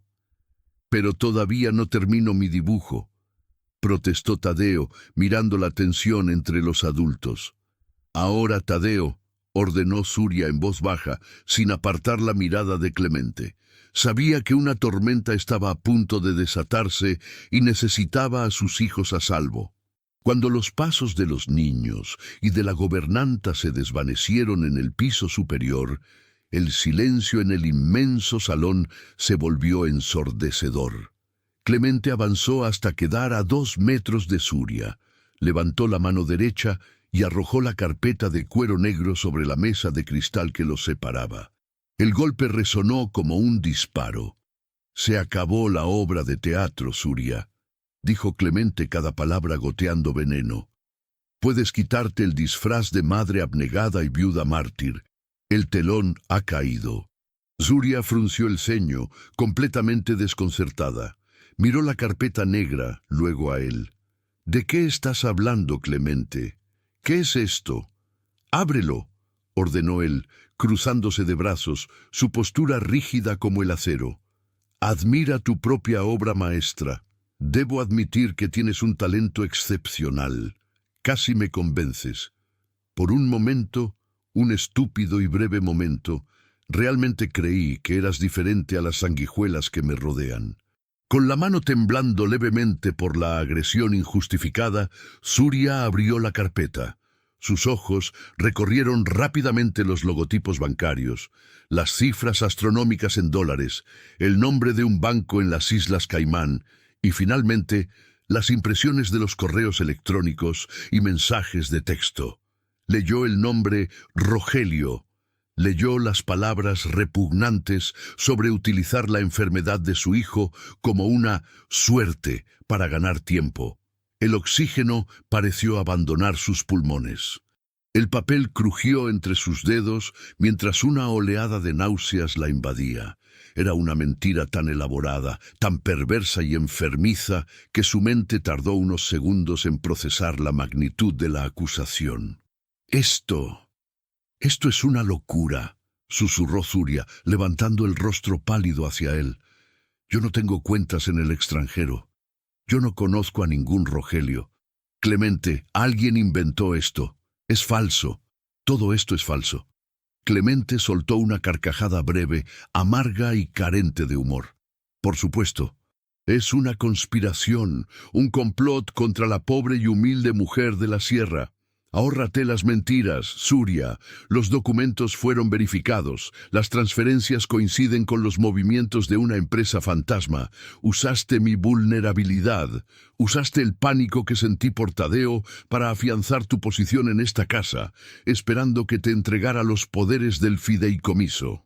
Surya se puso de pie lentamente, dejando a Iker en el amplio sofá acolchado. La confusión en sus ojos fue reemplazada rápidamente por una indignación volcánica. La herida que Clemente acababa de infligirle era tan profunda que le cortó la respiración. Podía soportar que la llamaran pobre, podía soportar el desprecio de la alta sociedad, pero que la acusaran de usar la vida de su propio hijo, la vida que casi se apaga en sus brazos, era un límite sagrado. ¿De verdad crees esto?, preguntó ella, su voz temblando, no de miedo, sino de una furia incontrolable. ¿Crees que yo orquestaría la neumonía de mi hijo? ¿Crees que lo vería asfixiarse, que sentiría su fiebre quemándome las manos, solo para robarte unos millones que ni siquiera me importan?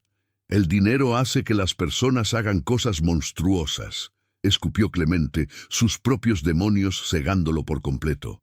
En su mente no estaba viendo a Surya, estaba viendo a su madre haciendo las maletas, sonriendo mientras destruía a su familia por un cheque.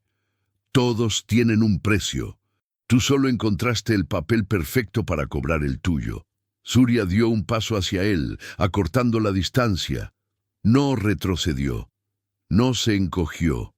Su mirada ardió con el fuego de una dignidad que el magnate no podía comprender. «Tú estás vacío, Clemente», dijo ella, sus palabras golpeando como piedras en el hielo. «Eres un hombre tan roto, tan asustado de sentir algo real, que prefieres creer en un puñado de papeles falsificados antes que creer en lo que viviste en ese hospital. Salvaste a mi hijo. Te vi llorar con nosotros. Pero tu cobardía es más grande que tu humanidad. Necesitas que yo sea un monstruo para justificar el hecho de que no sabes cómo amar». Las palabras la perforaron a él también, dando en el blanco exacto de su mayor trauma, pero la furia de Clemente era un escudo impenetrable. «Se cancela el fideicomiso», sentenció él con frialdad. «Te daré una pensión mensual razonable para que los niños no mueran de hambre en las calles porque, a diferencia de ti, no soy un salvaje. Pero este matrimonio de papel se termina hoy. No volverás a dormir bajo mi techo». Zuria lo miró fijamente durante un largo y agónico minuto. Vio al niño herido detrás de los trajes caros, pero también vio a un hombre que acababa de asesinar la única chispa de esperanza que había florecido entre ellos. No había lágrimas en los ojos de la viuda. El dolor era demasiado profundo para llorarlo. «Guárdate tu pensión, Orozco», dijo ella, con una calma espeluznante. «No quiero un solo centavo que provenga de ti». Sin decir una palabra más, Zuria levantó su mano izquierda. Con movimientos deliberados y firmes, deslizó el pesado anillo de oro blanco y diamantes por su dedo anular.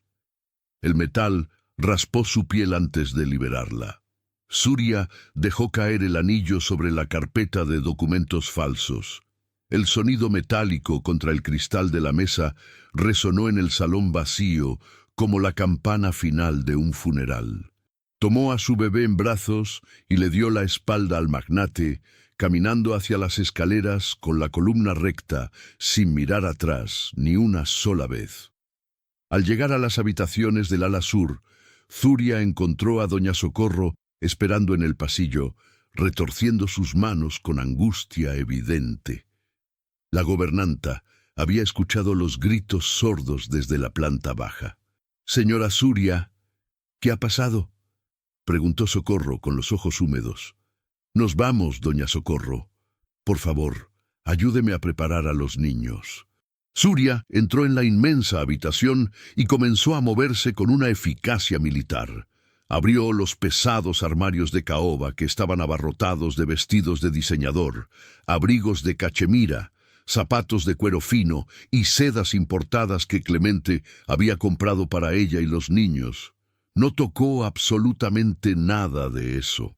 Se dirigió al fondo del closet, sacó la vieja bolsa de tela remendada con la que habían llegado de la sierra de Chihuahua y comenzó a meter en ella únicamente lo que les pertenecía.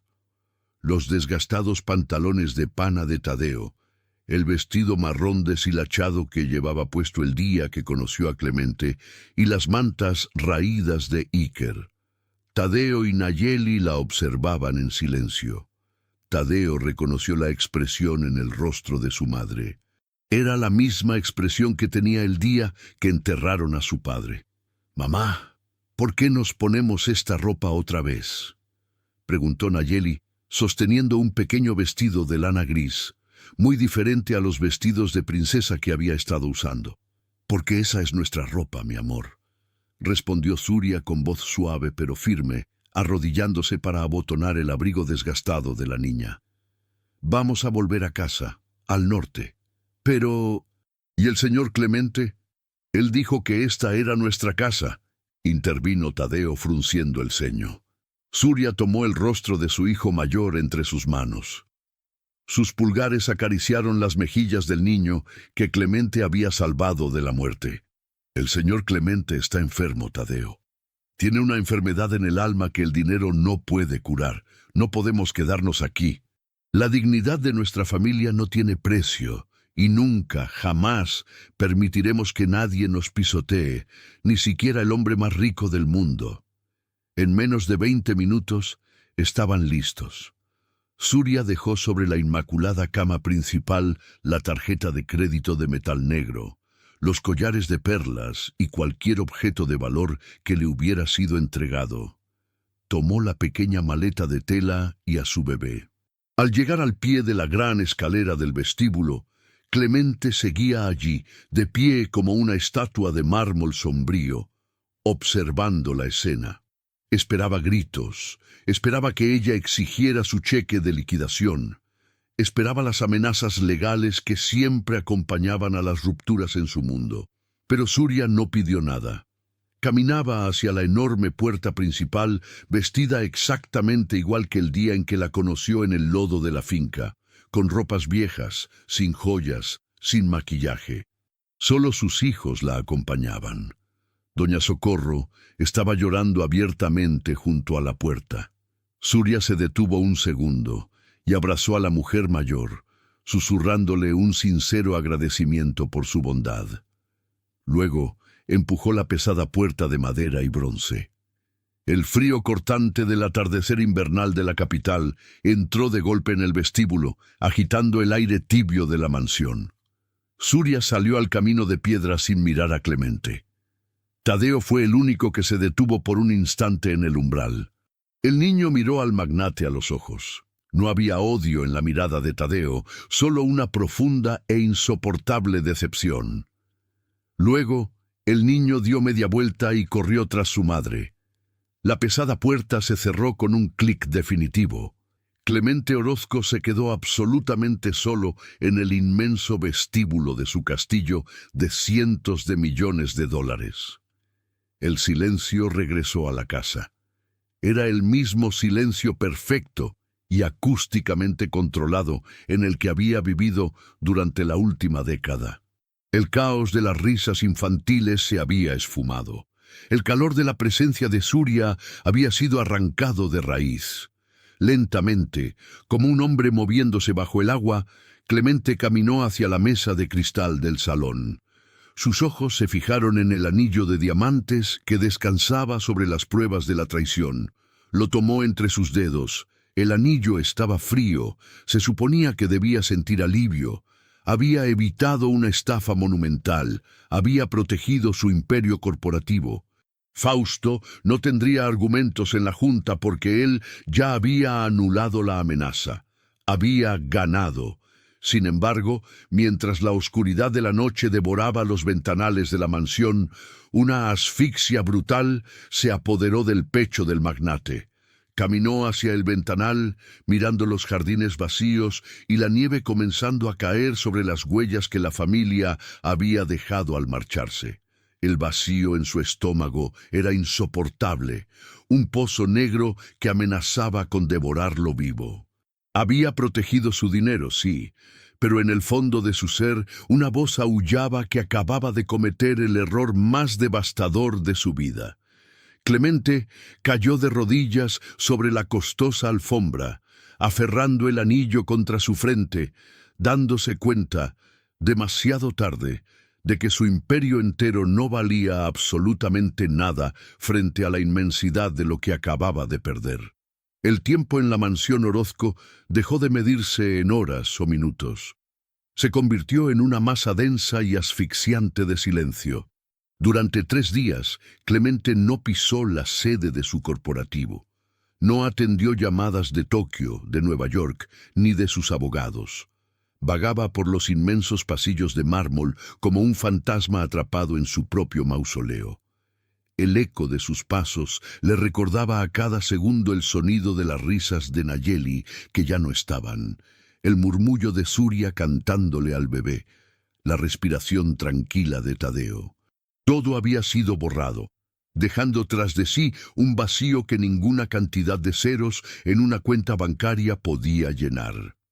La tercera noche, consumido por un insomnio febril y con un vaso de whisky intacto en la mano, Clemente regresó a su despacho.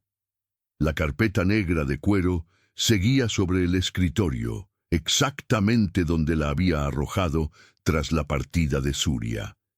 La miró con repulsión, sintiendo que el veneno de la traición aún le quemaba las venas. Sin embargo, su mente analítica, esa máquina implacable que lo había convertido en un titán financiero, comenzó a despertar del letargo emocional en el que el dolor lo había sumido. Se sentó frente al escritorio y encendió la lámpara de lectura. Abrió la carpeta y comenzó a revisar los documentos ya no con los ojos de un niño abandonado y herido, sino con la precisión quirúrgica del magnate que despedazaba contratos fraudulentos a diario. Revisó los supuestos mensajes de texto que Surya había enviado a su amante. Leyó las fechas y las horas exactas impresas en los márgenes. De pronto, su respiración se detuvo abruptamente. Sus ojos se clavaron en una línea de tiempo específica. Martes, 2:14 am. Ese era el mensaje donde supuestamente Surya se burlaba de la enfermedad de su hijo, celebrando que el niño enfermara para ganar tiempo. Clemente cerró los ojos y el recuerdo lo golpeó con la fuerza de un huracán. A las 2:14 de la madrugada de ese martes, él estaba arrodillado junto a la cama de Tadeo. A las 2:14, Zuria estaba gritando de terror puro, sosteniendo el rostro azulado de su hijo que se asfixiaba, con ambas manos aferradas al pequeño cuerpo. Era físicamente imposible que estuviera enviando un mensaje de texto. No había teléfono en sus manos, solo había pánico, desesperación y amor de madre. El vaso de cristal se resbaló de la mano de Clemente, estrellándose contra el suelo de madera. El sonido agudo rompió el hechizo. «Marcos», rugió Clemente presionando el intercomunicador de su escritorio con una violencia que casi rompe el botón. «Ven a mi despacho, ahora. Despierta al equipo de ciberseguridad. Quiero a los 3 mejores analistas forenses aquí en 20 minutos. Las siguientes 6 horas fueron una cacería implacable». Clemente desplegó todos los recursos de su imperio, gastando cientos de miles de dólares en rastreos satelitales, desencriptación de servidores y auditorías de cuentas offshore. Cuando el sol despuntó sobre la capital, tiñendo el cielo de un gris metálico, la verdad yacía sobre su escritorio, cruda y repugnante. La cuenta en las Islas Caimán no pertenecía a Zuria. Había sido abierta utilizando su firma falsificada por una empresa fantasma registrada en Panamá. El rastro de los fondos, hábilmente oculto a través de 4 paraísos fiscales, terminaba irremediablemente en una cuenta subsidiaria controlada directamente por Fausto Orozco. Los mensajes de texto habían sido generados por un software de suplantación operado por un hacker conocido en el bajo mundo corporativo. Toda la conspiración era un castillo de naipes podrido, diseñado meticulosamente por su primo para detonar el único trauma que podía cegar a Clemente. Clemente se quedó mirando la pantalla del ordenador. No sintió triunfo por haber descubierto la verdad. Sintió que el suelo se abría bajo sus pies, tragándoselo hacia un infierno de su propia creación. Había mirado a los ojos a la mujer más noble que jamás había conocido. La mujer que había rechazado sus millones para proteger su dignidad, y la había llamado monstruo. Había arrojado a la calle a la familia que le había enseñado a latir a su propio corazón. A las 10 de la mañana, la sala de juntas del piso 50 del Grupo Orozco estaba repleta. El Consejo de Administración estaba en pleno y Fausto Orozco estaba sentado en la cabecera, sonriendo con arrogancia, preparándose para solicitar la destitución de su primo por incumplimiento de la cláusula del testamento, argumentando inestabilidad mental y abandono de hogar. Las pesadas puertas dobles de roble se abrieron de golpe. La temperatura en la sala pareció descender a niveles bajo cero. Clemente Orozco entró.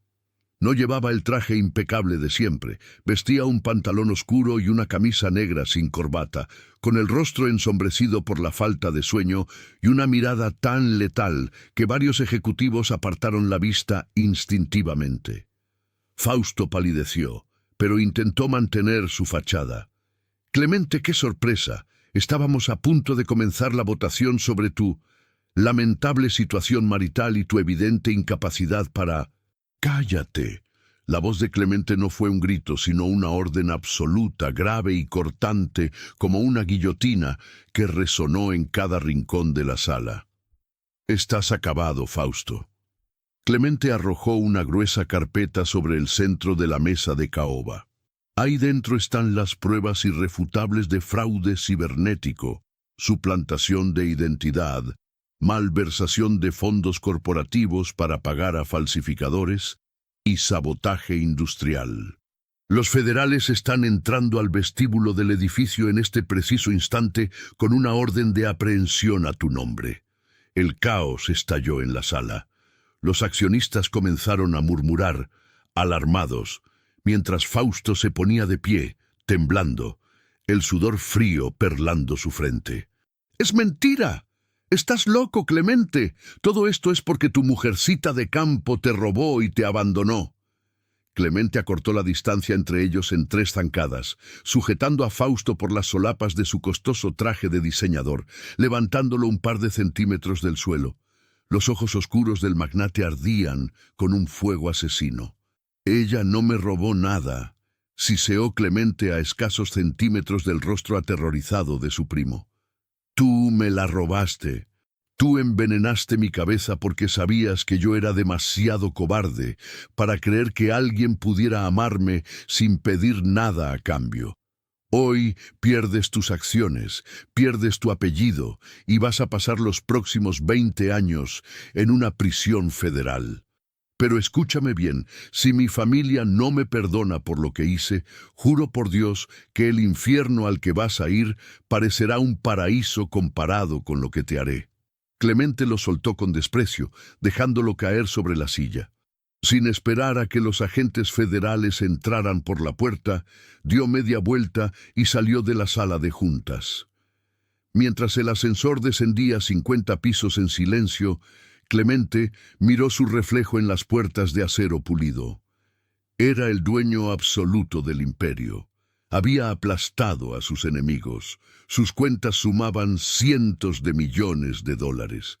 Era el rey intocable del mundo corporativo.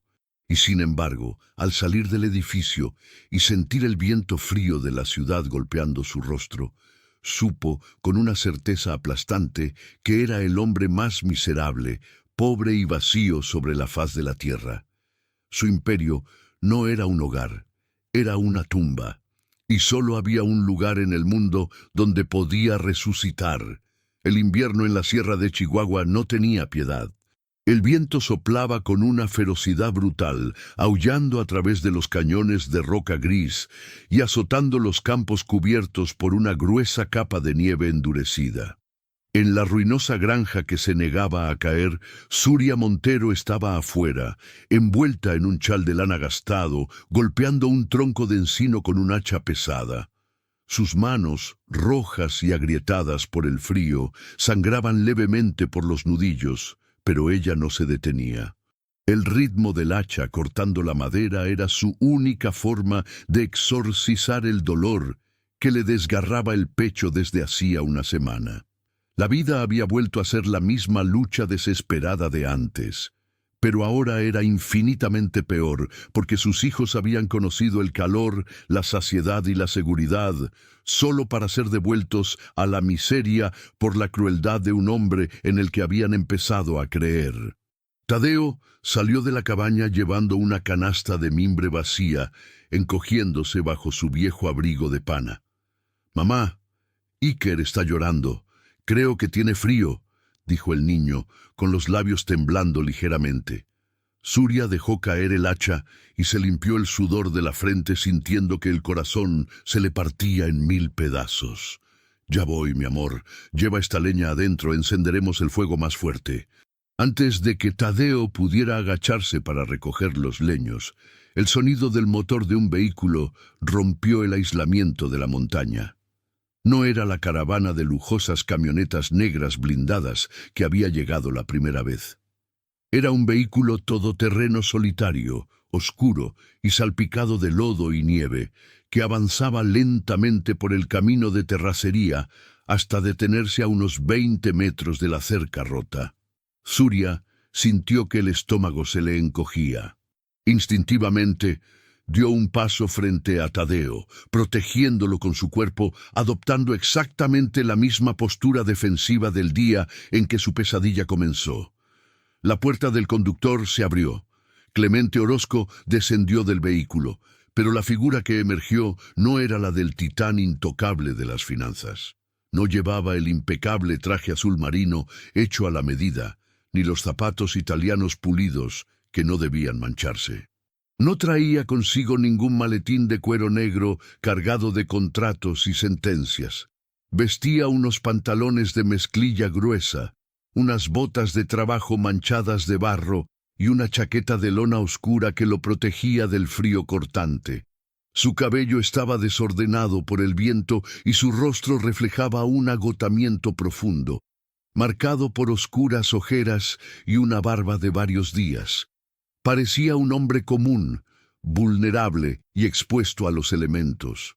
Caminó por la nieve crujiente, acercándose lentamente con las manos vacías y a los costados en una clara señal de rendición pacífica.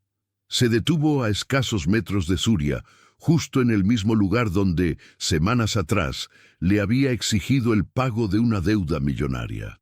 El silencio entre ellos era tan denso que casi se podía tocar, cortado únicamente por el silbido del viento helado. Surya lo miró con los ojos entrecerrados, su postura rígida, desprendiendo una hostilidad fría y protectora. «¿A qué has venido, Clemente?», preguntó ella, su voz ronca pero firme como el acero. «Ya te dejé tu anillo, no me llevé tu dinero. Si vienes a asegurarte de que estamos sufriendo lo suficiente, ya puedes irte. Has ganado». Clemente la miró, y por primera vez en toda su vida, Surya vio que la máscara de hielo del magnate se había desintegrado por completo. Los ojos oscuros de Clemente brillaban con una humedad que no intentó ocultar, llenos de un arrepentimiento tan abrumador y absoluto que le cortaba la respiración. «No vine a cobrar ninguna deuda, Surya», habló Clemente, su voz quebrándose ligeramente, despojada de toda arrogancia. «Vine a pagar la mía». Lentamente, ignorando el frío polar y el fango helado que arruinaba sus ropas, Clemente Orozco, el hombre que hacía temblar a gobiernos y corporaciones, el dueño de $150 millones, dobló las rodillas. Se arrodilló en la nieve y el lodo frente a la mujer del vestido remendado. Tadeo, observando la escena con los ojos muy abiertos, dio un paso involuntario hacia adelante, asombrado al ver al rey derrumbarse. «Fausto falsificó los documentos», continuó Clemente mirando hacia arriba, directamente a los ojos de Surya, sin apartar la mirada a pesar de la vergüenza que lo devoraba. «Contrató a hackers, creó cuentas falsas, fabricó cada palabra de esos correos. Quería destruirme y sabía que la única forma de hacerlo era atacando el único lugar donde yo había comenzado a ser vulnerable. Quería que creyera que eras como la mujer que me abandonó cuando era niño». Surya frunció el ceño, su indignación inicial, luchando contra el impacto de la confesión. «¿Y tú le creíste?», preguntó ella, la voz temblándole por la herida aún abierta. «¿Tú decidiste creer en un papel falso en lugar de creer en mis ojos?» «Sí», respondió él sin poner excusas, asumiendo toda la culpa. «Le creí, pero no porque dudara de ti, Surya. Le creí porque estaba aterrado. Toda mi vida me enseñaron que si amas a alguien, ese alguien te va a destruir. Me construí una armadura de $millones para que nadie pudiera volver a lastimarme. Pero tú rompiste esa armadura sin siquiera intentarlo. Cuando vi a Tadeo en ese hospital, cuando lloré contigo, me di cuenta de que te amaba. Y ese amor me dio tanto terror que mi mente buscó desesperadamente una excusa para huir, para volver a la seguridad de mi vacío. Fui un cobarde. Un maldito cobarde». Las lágrimas finalmente comenzaron a desbordarse de los ojos de Surya, rodando calientes por sus mejillas congeladas. La confesión de Clemente no era un discurso corporativo. Era el llanto de un alma rota que estaba suplicando redención. «Me echaste a la calle, Clemente», sollozó ella, aferrándose al chal. «Nos devolviste al frío». «Lo sé», susurró él, bajando la cabeza, las lágrimas cayendo de sus propios ojos y mezclándose con la nieve del suelo. «Y es un pecado que pagaré cada día del resto de mi vida.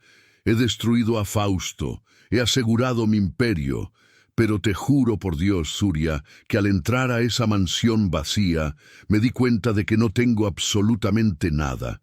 Soy el hombre más pobre del mundo. Mi riqueza era el calor de tu mano. Mi mayor victoria fue cuando este niño», dijo mirando suavemente a Tadeo, «me llamó por mi nombre y me dio las gracias. No quiero la empresa, no quiero el dinero, si eso significa vivir un solo día más sin ustedes». Clemente volvió a levantar el rostro hacia ella. No había arrogancia, no había exigencias, solo una súplica desesperada. No tengo un contrato para ofrecerte. No hay condiciones, no hay reglas, no hay protección. Solo tengo las manos vacías y un corazón que no sabe cómo latir sin ti. Perdóname, Surya. Te lo ruego, perdóname. El silencio de la montaña pareció detenerse. Surya miró al hombre arrodillado en el fango. Vio la nieve cayendo sobre sus hombros anchos, vio la vulnerabilidad cruda de un hombre que se había despojado de todo su poder terrenal para pedirle amor a una mujer que no tenía nada material que ofrecer. Ella siempre supo identificar la verdad, y la verdad estaba escrita en las lágrimas de aquel magnate. Tadeo se soltó de la falda de su madre. Caminó lentamente por la nieve hasta llegar frente a Clemente. El niño de 8 años lo miró fijamente y, con un gesto que demostraba más madurez que la de cualquier empresario, extendió su pequeña mano, tal como lo había hecho en la cama del hospital. «Hace mucho frío aquí afuera, Clemente. Levántate», dijo el niño. Clemente soltó un sollozo ahogado, tomó la mano del niño y se puso de pie lentamente, sintiendo que el aire volvía a sus pulmones. Surya dejó caer el chal. Caminó hacia él, sus zapatos desgastados hundiéndose en la misma nieve que las pesadas botas de él. Cuando estuvo a centímetros de distancia, levantó sus manos agrietadas y acunó el rostro frío y barbado del millonario. Los pulgares de la viuda limpiaron las lágrimas del hombre que había ido a cobrarle la vida y le había entregado el alma. «Si vuelves a soltarme la mano», susurró Surya, mirándolo con una intensidad que eclipsaba todo el dolor pasado, «te juro que te mato». Clemente dejó escapar una risa rota, una carcajada de puro alivio y adoración, antes de rodear su cintura con ambos brazos y atraerla hacia él con una fuerza posesiva y desesperada. La besó allí mismo, bajo la tormenta de nieve, un beso que no tenía nada que ver con acuerdos, fideicomisos o cláusulas de herencia. Era un beso salvaje, real y ardiente que fundió el hielo de sus pasados y selló sus destinos para siempre. Semanas después, no hubo fotógrafos, ni miembros de la alta sociedad, ni periodistas de revistas financieras. En una pequeña y cálida capilla de madera en las faldas de la montaña de Chihuahua, iluminada por cientos de velas, Clemente y Surya se casaron. Nayeli llevaba las alianzas, Tadeo sostenía la mano de su madre con orgullo, e Iker dormía pacíficamente en los brazos de doña Socorro, sentada en primera fila. Clemente deslizó una sencilla argolla de oro en el dedo de Surya, mirándola con una devoción absoluta. Ya no necesitaba demostrarle nada a nadie. El hombre que se había casado por un techo de cristal había descubierto que el único y verdadero refugio contra el invierno del mundo era, y siempre sería, el amor de su familia.